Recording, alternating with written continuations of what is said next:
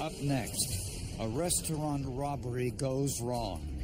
There was no reason for this to happen, Stephen. This was a vicious attack. And the evidence is contradictory. There was somebody else bleeding at the scene of the crime. That blood and the partial fingerprint were all investigators had. I wasn't holding my breath for any real results. Until the money trail provides investigators with a vital clue.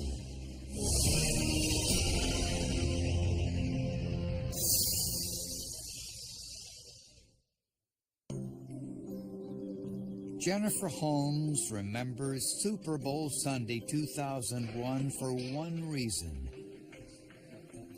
It was the day she first met her husband. They were both at the same Super Bowl party. And I saw him sitting there with the perfect hair and his leather jacket, perfect smile. So he stood there and he's like, "Hi, I'm Stephen." I was like, "Hi, I'm Jen." A year later, the two were married. And 29-year-old Stephen became a father to Jennifer's young son. They also had plans to have children of their own. As far as his career, I noticed this about him. He was always happiest when he was working in a restaurant.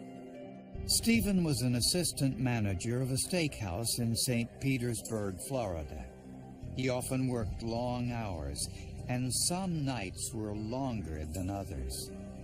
He called me at 10:18 and said, "I'm just letting you know I'm going to be later tonight because we had a late party and I just closed up. I just let everyone out and locked the door."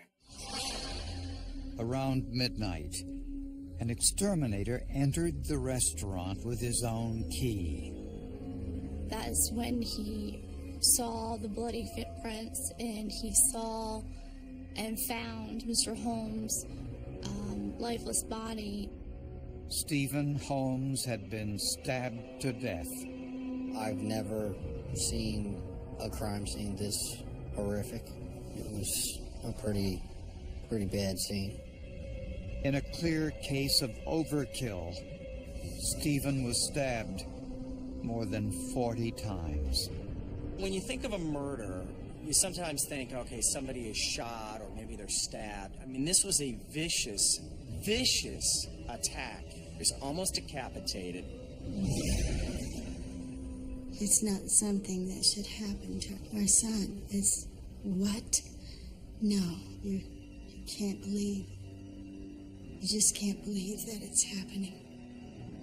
Robbery appeared to be the motive. About $8,000 was missing from the safe in the manager's office. This was much more than usual because the restaurant had been promoting $100 gift certificates as Christmas presents that evening. It's at a restaurant. You're in the month of December. Generally speaking, a fairly busy time of the year. So we'd all pieced together that that's what the motive was. The exterminator who found the body was the first and most obvious suspect, but was quickly written off. Due to his demeanor, how he looked, and not having any signs of violence or blood on his person, they could see that he was nowhere near involved in this case. Fortunately for police, the restaurant had several surveillance cameras.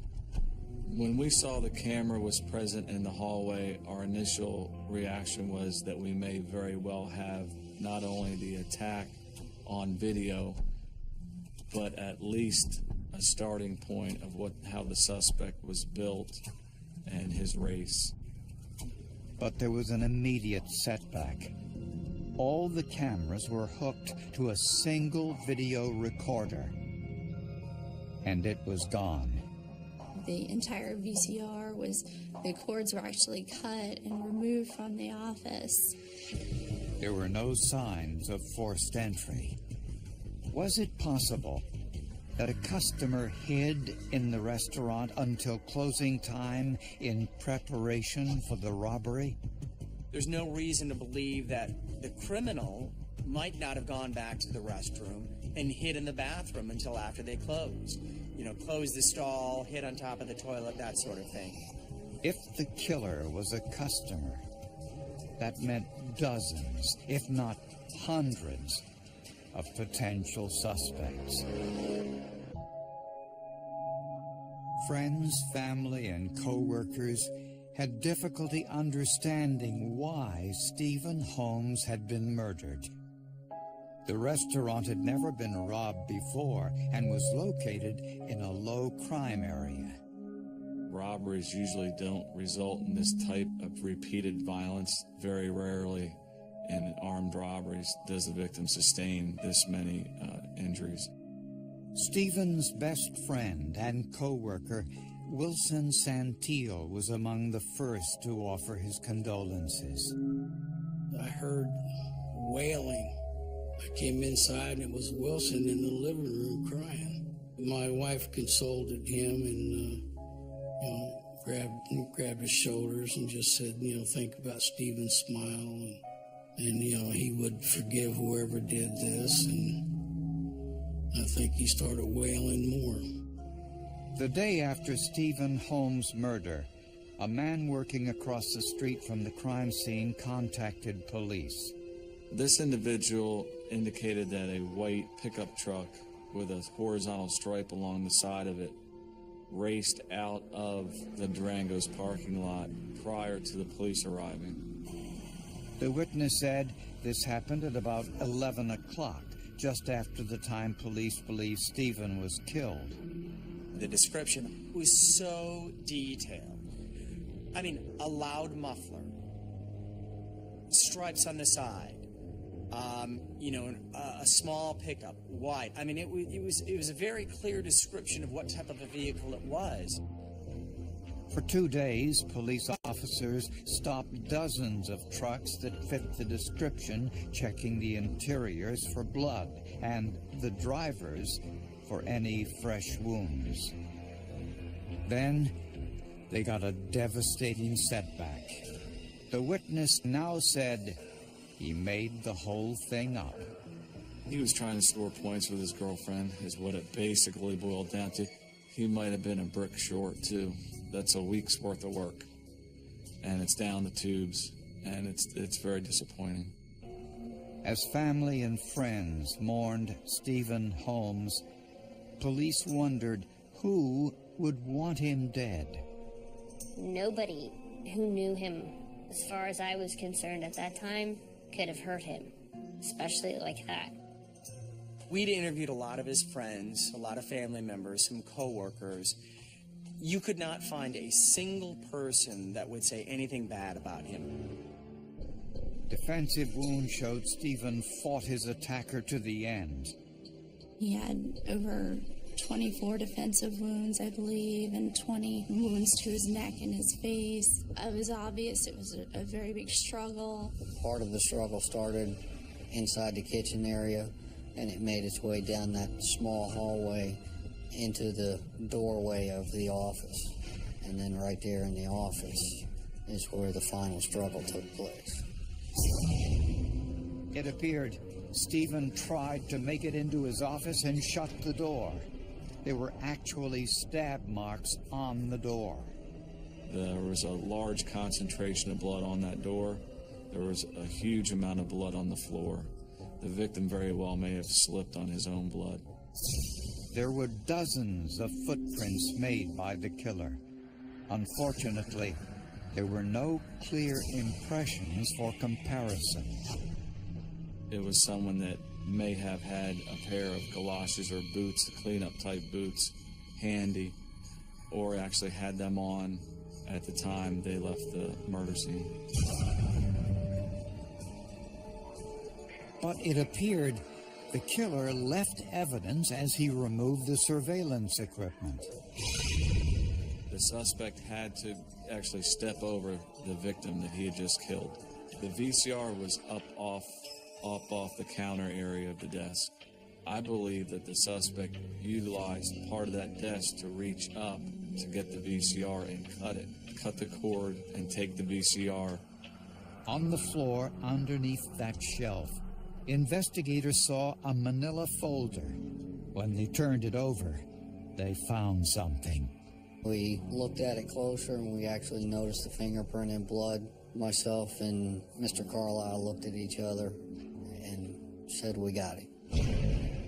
Was it possible the killer accidentally knocked it onto the floor as he was stealing the security system VCR? The folder, the fingerprint wasn't face up, so the person who, as they were leaving, probably wouldn't have known that they had left that essential piece of evidence. But it was a partial print and badly smudged. The technician and I were going back and forth, and I'm like, well, I think I can use it, but let's see if we can make it just a little bit better, and handed it back to him. But enhancing it would come at a price. That would actually destroy the DNA profile of the blood that the fingerprint was left in.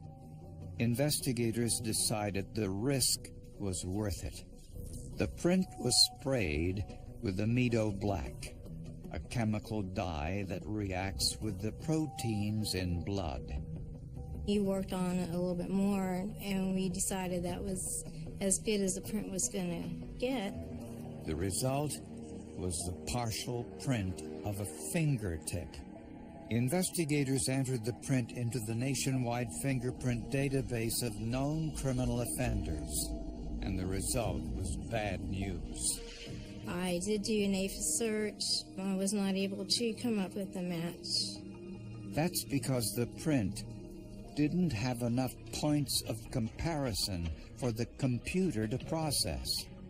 With no print match and now no DNA, investigators were no closer to solving this murder.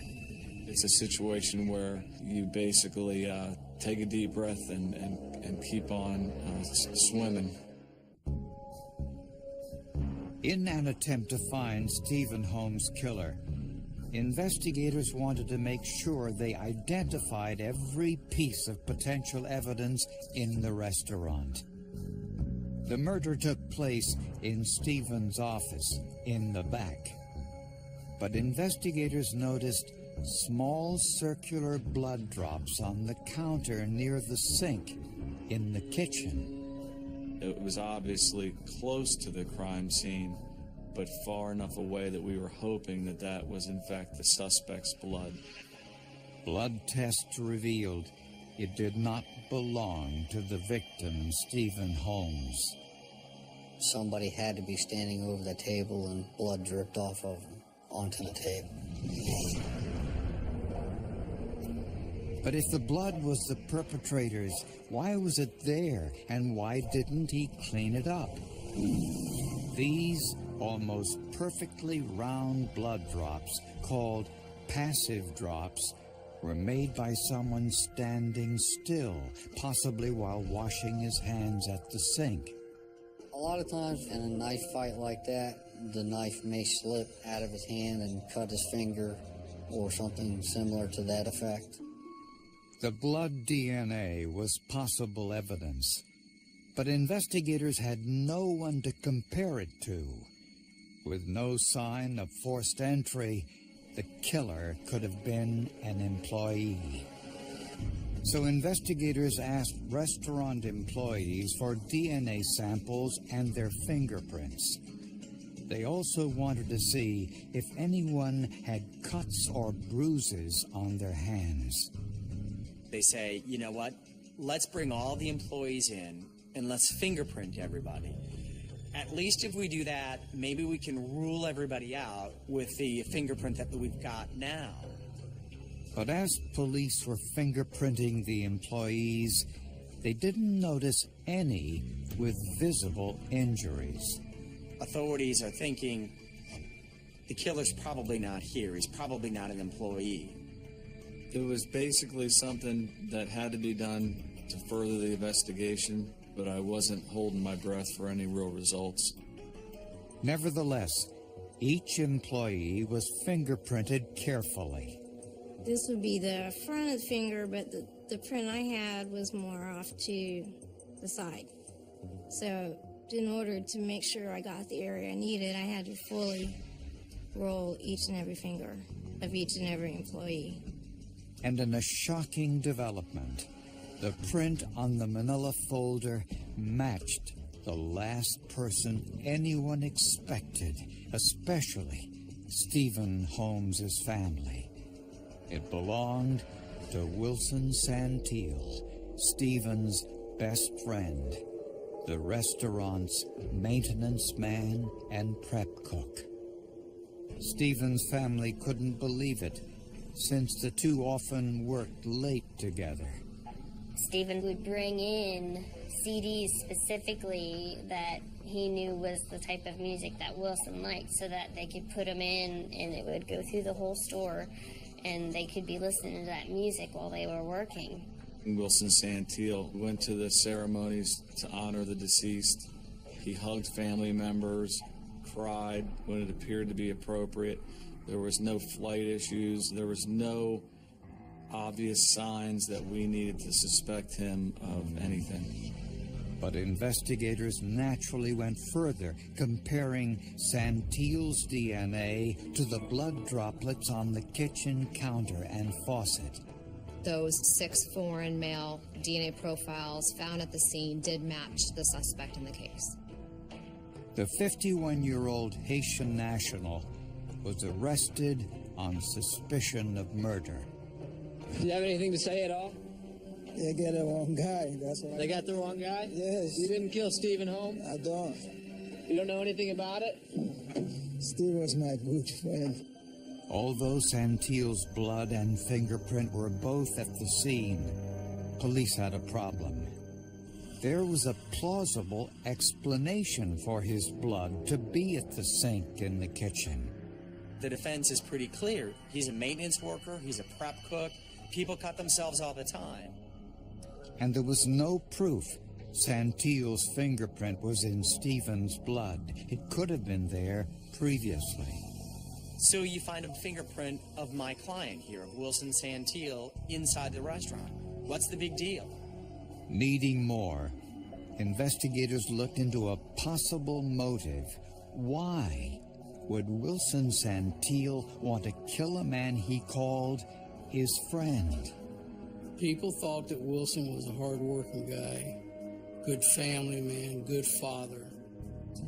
Until a background check revealed a secret past. Why was your bloody fingerprint at the scene? It's not my... I don't have no blood in my Steve, Fred. He was your friend? Yes, he's my best friend. Wilson Santil insisted he had nothing to do with Stephen Holmes' murder. The father of 3 was active in his church and well-liked by his co-workers. He even considered the victim his best friend. But a background check revealed Santil had a violent past. 20 years earlier, Santil served 4 years in prison for aggravated assault and concealing a weapon. And despite working 3 jobs, he had money problems. He was paying child support, from what I understand, for 2 different children, and the amount, when I add it up now, it's probably the amount's like $700 or $800 a month. It was quite a large sum of money.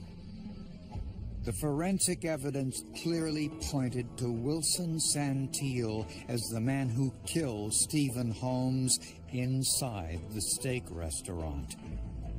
But investigators wanted to know what happened to the $8,000 missing from the restaurant safe.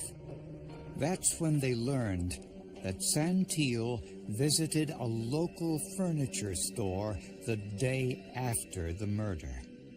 The furniture store had a security camera in the office which showed Santil paying off a $1,200 debt in cash with $100 bills. Much of the money stolen from the restaurant was in $100 bills from the gift certificates they'd been selling on the night of the murder. We know that there are $100 bills that are stolen. The fact that he pays off this debt at this furniture rental company so quickly after the murder is... It's just bizarre. And forensic testing found a connection between Santil's fingerprint in Stephen's office and his blood drops near the sink. You had feet print leading to the manager's office, and you had shoe prints leading from the office to the kitchen.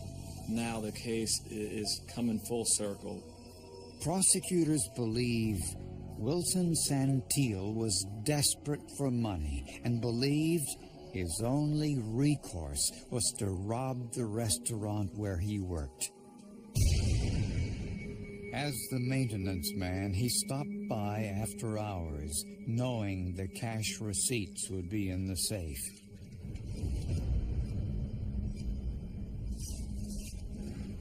Santil probably made some noise in the kitchen. Stephen walked out of his office to see who was there.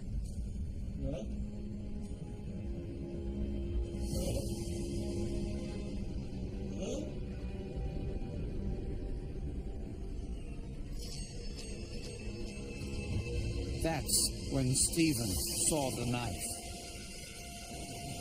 Stephen ran to his office and tried to close the door, but Santil was still able to get inside. Stephen was stabbed more than 40 times and died in his office. As Santil washed his hands and the knife, his blood, possibly from a bloody nose from the fight, dropped onto the kitchen counter and faucet. Santil took the $8,000 from the safe. Since he knew the surveillance cameras had captured the fight, he cut the cables and removed the video recorder. But as he did, he left his partial fingerprint on the manila folder, which fell to the floor upside down. Santil left the restaurant with the murder weapon, video recorder, and his bloody clothes.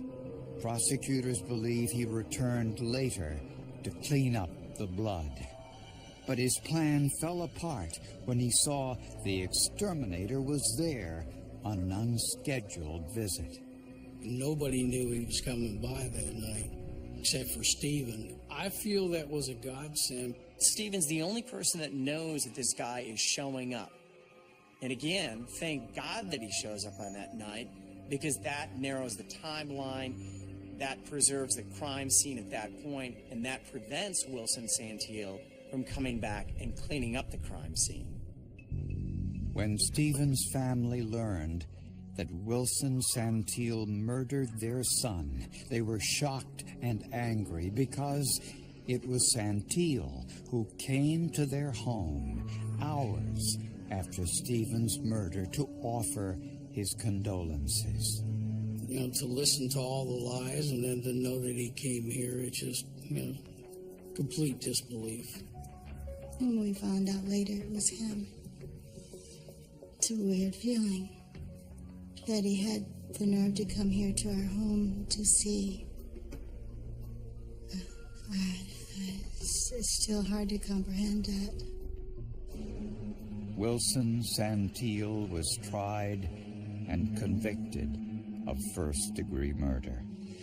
He was sentenced to life in prison without the possibility of parole. Santil left evidence behind. Some he might have explained, having worked there as an employee, but not all of it. I think forensic science is amazing. That's what solved the case. It just puts that much more of my faith in the system, and I'm glad that it's progressed to where it has, and I hope it continues to do so. Forensic science in this particular case is 110%. It's the reason Wilson Santil is in prison, and without it, he would be a free man today.